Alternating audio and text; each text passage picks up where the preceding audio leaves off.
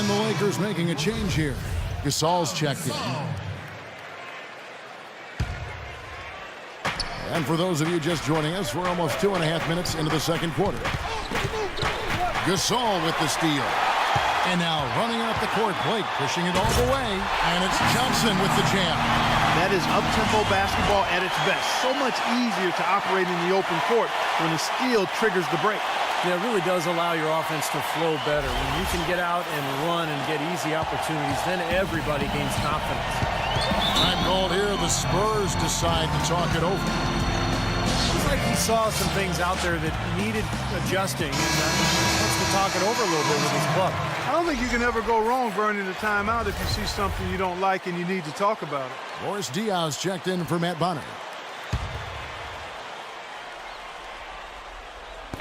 Los Angeles on D. 3 minutes of action so far in the second quarter. Parker outside. Shot clock at 6. Feeds to Ginobili. Shoots the 3. Gasol with the rebound. Boy, that's a surprising miss right there. He usually feasts on those wide open opportunities. Well, a coaching carousel for the Lakers last season. They made it only 5 games before firing Mike Brown. Then they decided to go in a new direction. And, boy, they went through 3 different head coaches before all was said and done. They never really were able to gain that consistency they were looking for. And Doris Burke has a report for us from the sideline. Well, Tim Duncan was offended after last year's finals when reporters asked if he'd consider retiring. He said, "I can't believe you're asking that question. It's been 5, 6 years you're saying we're too old." And guys, it's true. This is a team that's been written off season after season, and they find a way to keep their window open. Coach Greg Popovich said, quote, "Vacation is overrated. You can only grow so many tomatoes and read so many books." Guys, until they say they're done, you never count them out. Doris, the Spurs win percentage over the Duncan era, the best of any team in NBA history over a 15-year span. I'd have to agree with you. Here's what San Antonio's going with right now. Duncan, he's checked in for Splitter. Kawhi Leonard comes in for Manu Ginobili. And it's Green in for Bellinelli.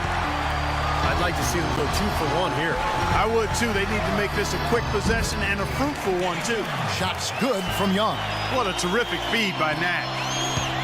We'll see if they want to trade 2 for 1 here. Well, you got to time up the clock, and it's easier said than done, but you got to execute your offense on that first possession. The bounds, the Lakers will take possession.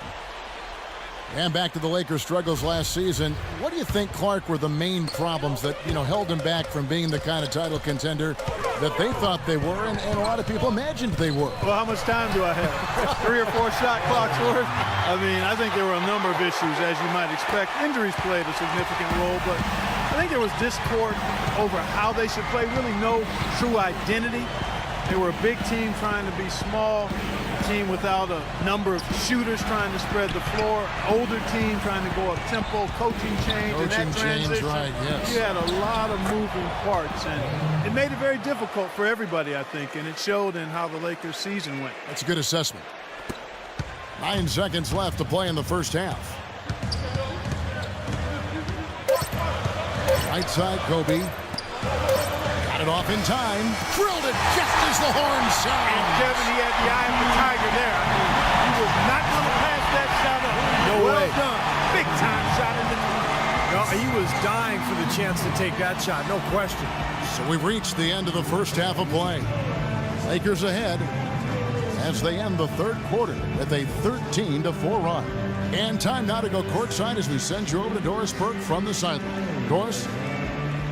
Thank you, Kevin. Coach, you haven't seen much work put in off the bench thus far. When we see that second unit after the break, what are you hoping to see from them? I just want to have a semblance of motion so that they know where they're going and the ball moves. They don't play in a crowd. Just basically see if they know what they're doing. We'll see, Coach. Thanks for the time. Guys.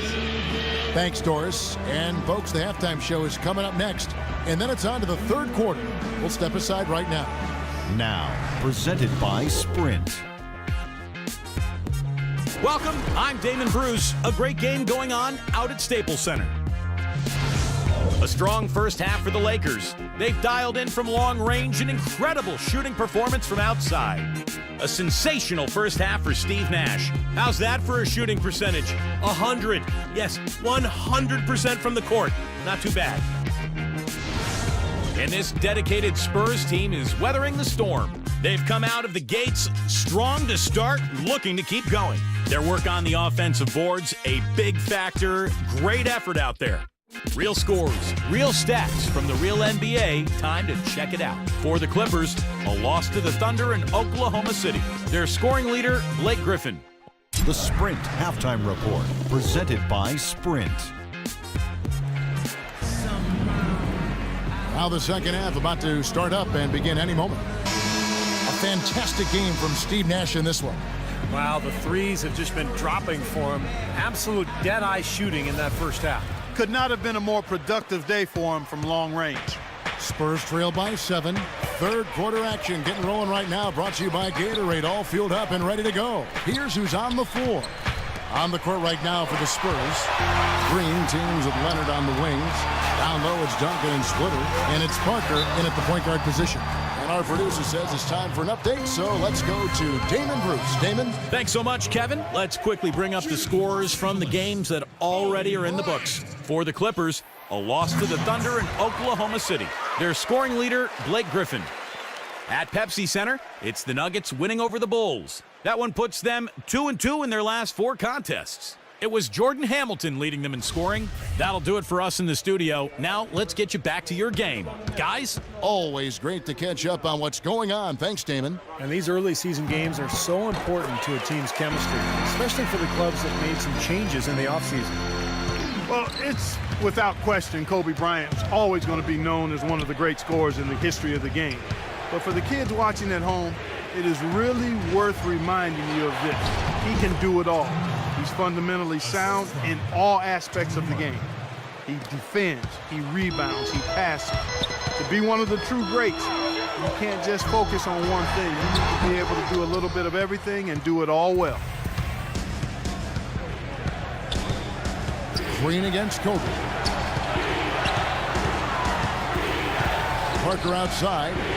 Sinks the triple.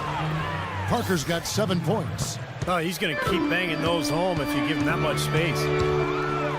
And for Kobe Bryant last season, right at the top among shooting guards and rebounds and assists. And despite his workload offensively, he's a very good defender, too, especially on the ball. He's been all defense 9 times on that first team, and 12 all-defense selections overall in his career, tied with Kevin Garnett for the all-time lead in both categories. Doris Burke has some information for us. Doris? Hi, guys. I had a chance to find out what Mike D'Antoni